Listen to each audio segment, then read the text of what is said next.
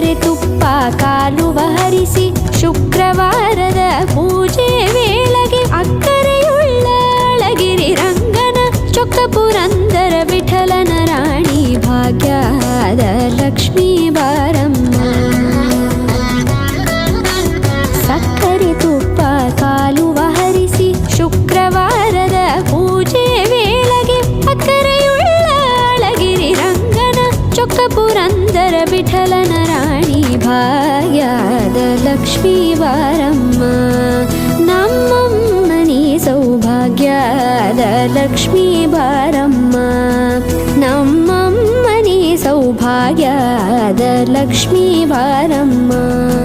ನಮ್ಮಮ್ಮನಿ ಸೌಭಾಗ್ಯದ Lakshmi Baramma.